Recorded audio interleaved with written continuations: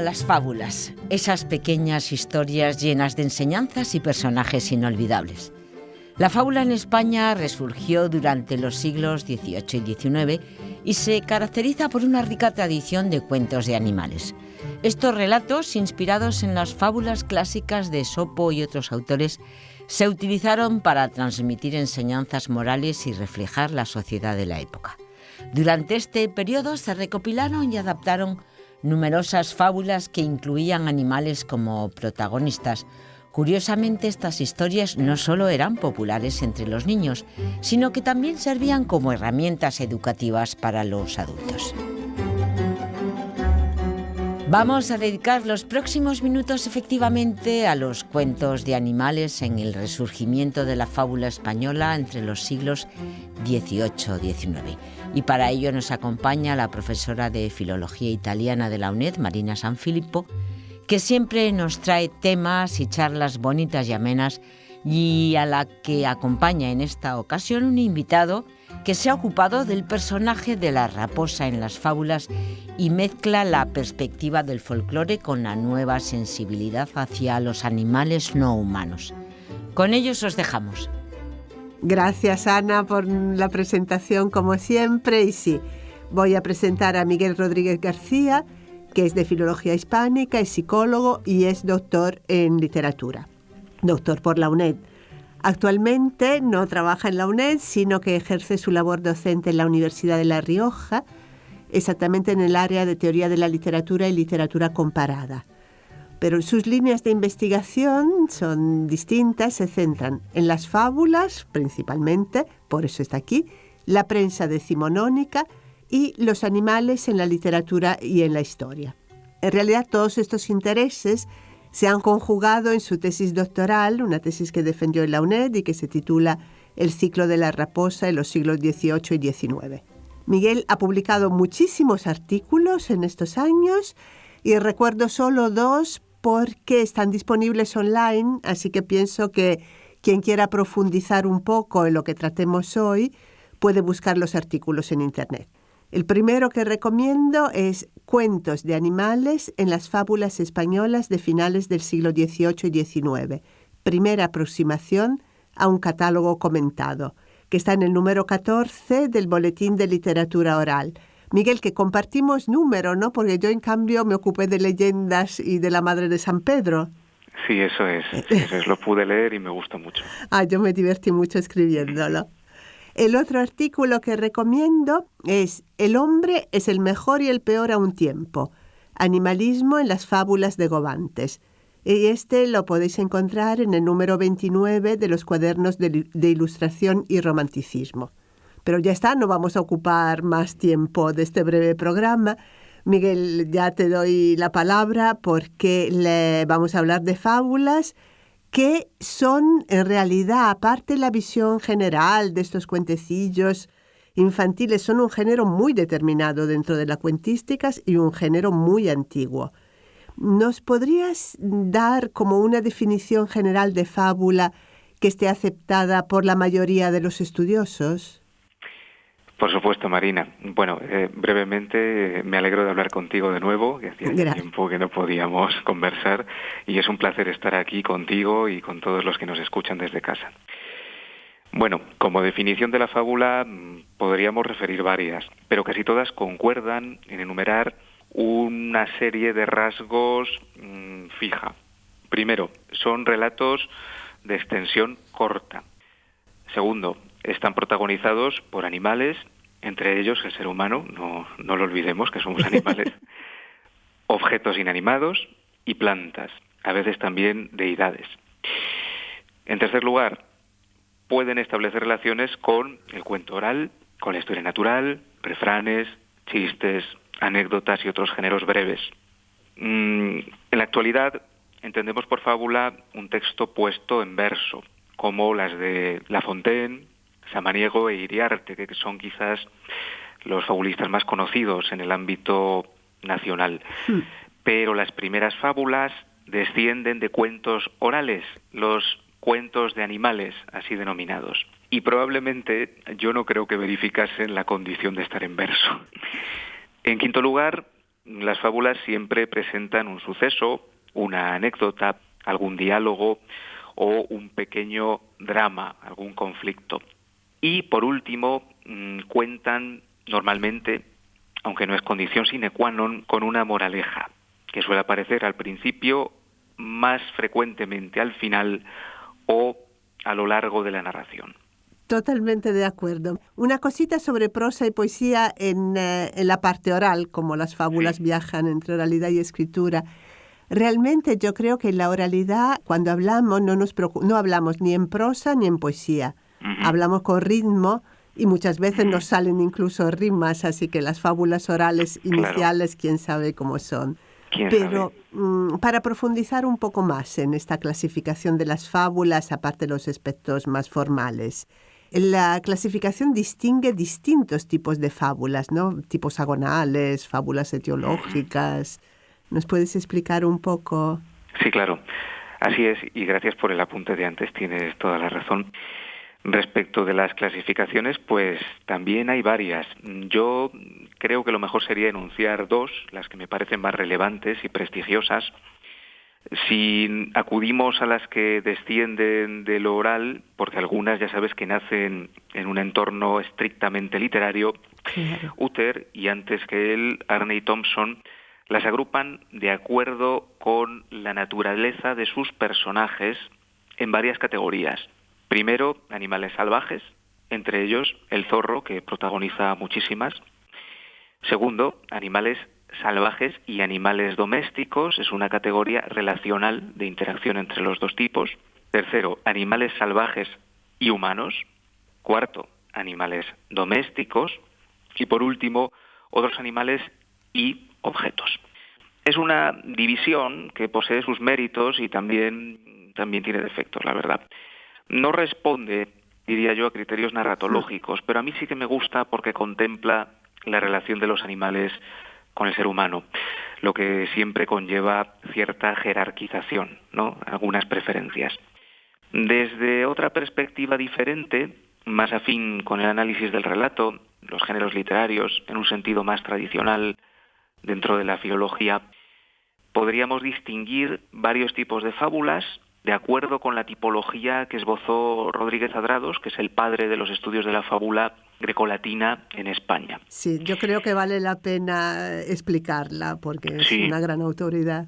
Efectivamente, todo esto es complementario, o sea, no hay por qué elegir entre una y otra.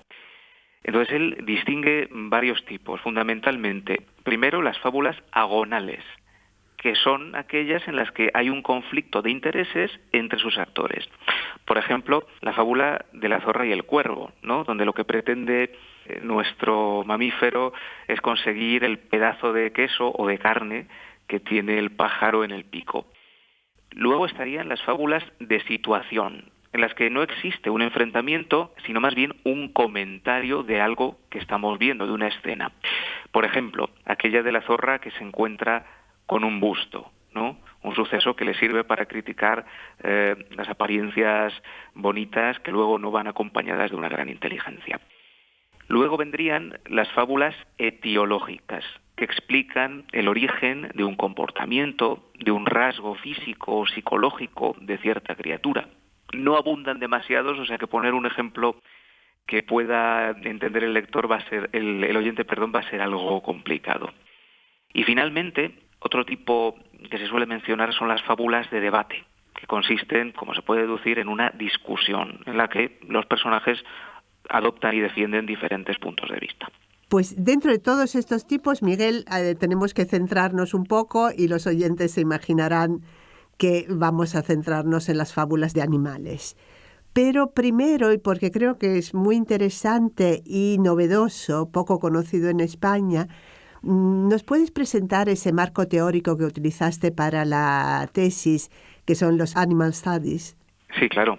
Bueno, como he defendido en mi tesis, si lo que queremos es estudiar el papel de los animales en la literatura y su relación con el ser humano, que es quizá lo más importante, yo creo que hay que partir de las fábulas, de la historia natural, los mitos y otras fuentes y documentos antiguos, que son a la par testimonios y que condicionan, por su prestigio, por su antigüedad, nuestra manera de contemplar, de juzgar a los animales.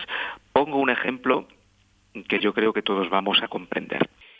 El estereotipo de que los asnos son tontos está refrendado en los refranes, en la literatura grecolatina, en las fábulas muchísimo, tanto antiguas como modernas. Entonces, en tiempos recientes se ha demostrado que eso no es verdad. Pero todo este sedimento literario, fabulístico, resulta muy dañino para la reputación de esta criatura. Si tenemos en cuenta aportes desde la etología y de la zoología, podremos llegar a imaginarnos por qué los burros han sido despreciados.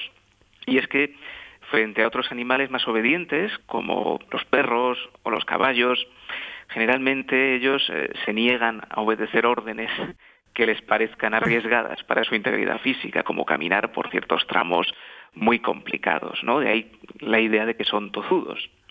Entonces, ¿por qué les hemos puesto la etiqueta de idiotas? Yo, como ya he adelantado, creo que se debe a que no acataban nuestras instrucciones como nosotros queríamos, ¿no? Entonces, ¿qué nos viene a decir todo esto?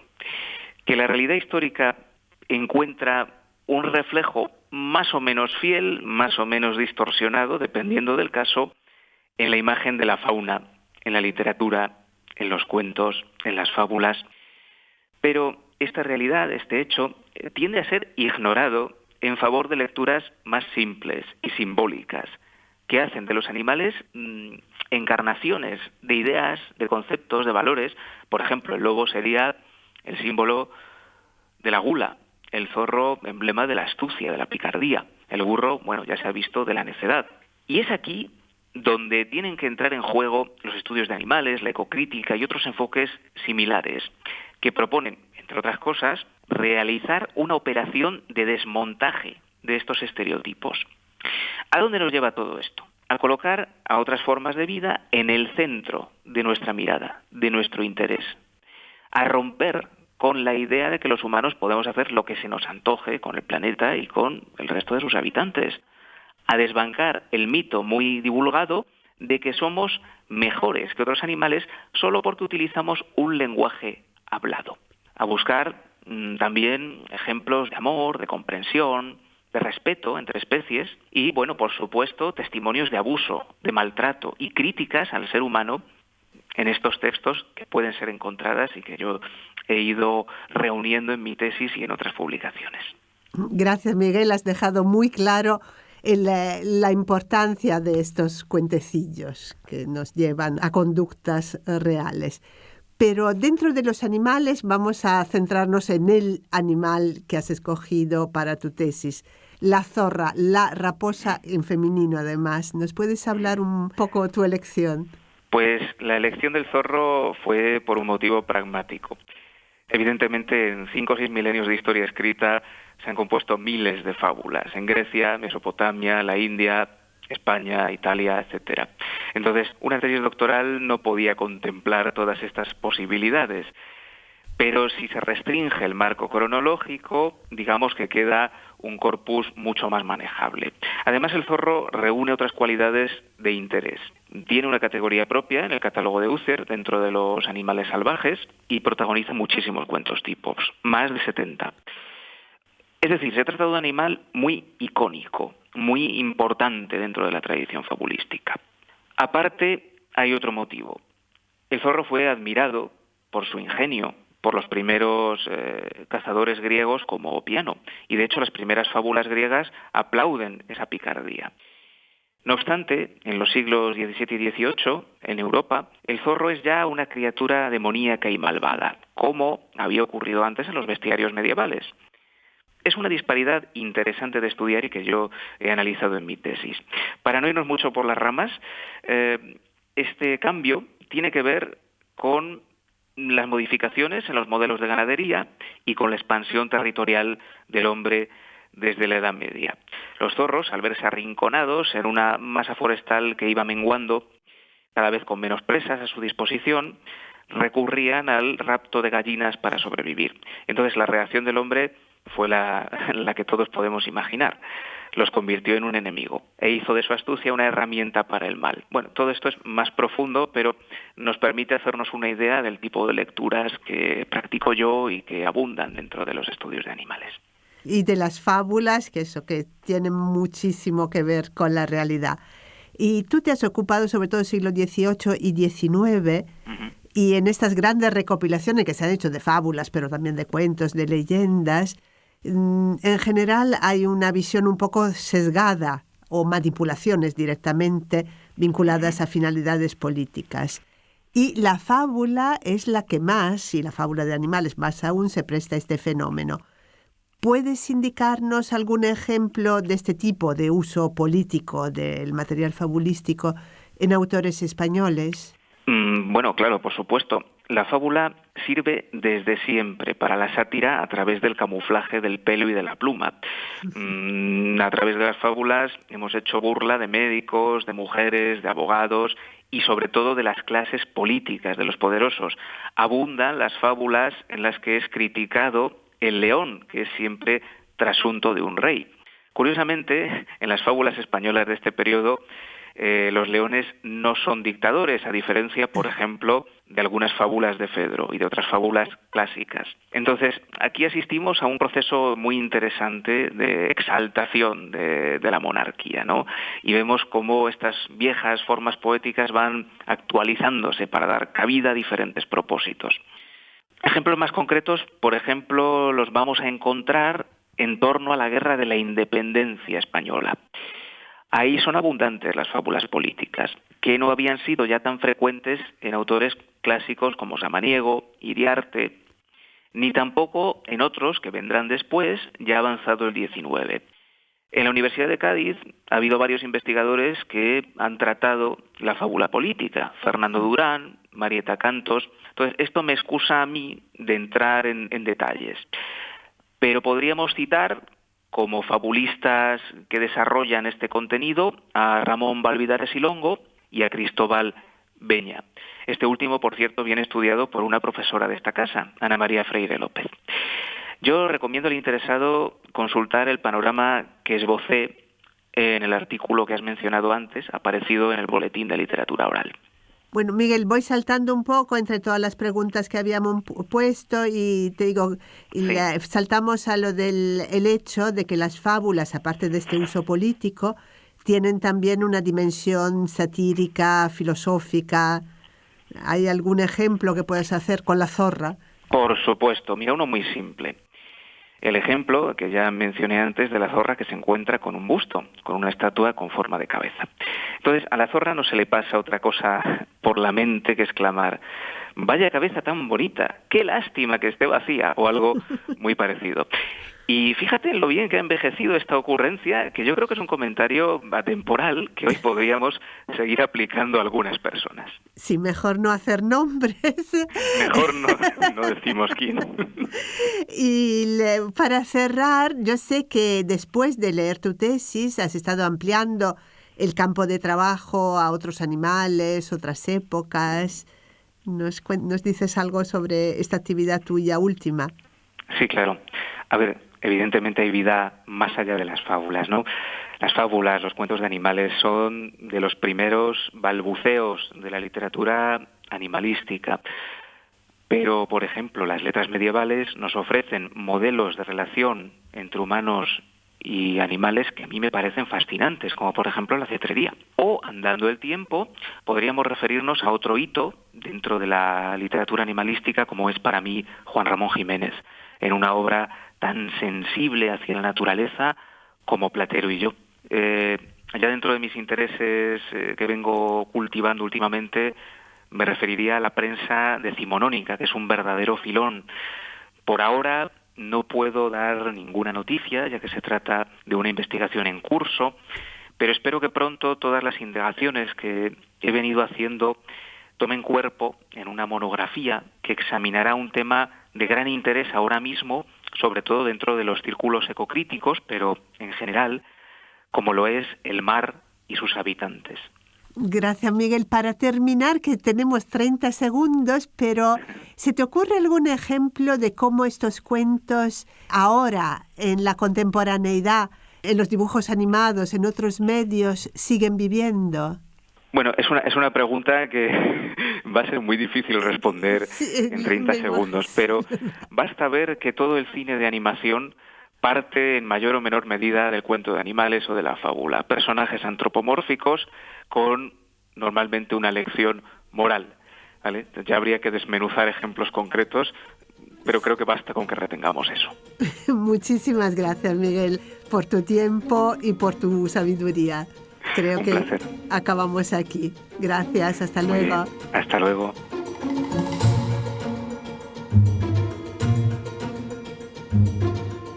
Marina Sanfilippo, profesora de Filología Italiana en la UNED, ha entrevistado a un investigador, Miguel Rodríguez García, profesor en la Universidad de La Rioja, que se ha ocupado del personaje de la raposa en las fábulas y mezcla la perspectiva del folclore con la nueva sensibilidad hacia los animales no humanos.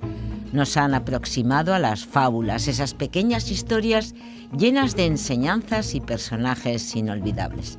La raposa, también conocida como zorro, ha sido un protagonista recurrente en muchas de estas narraciones a lo largo de la historia, como hemos podido escuchar.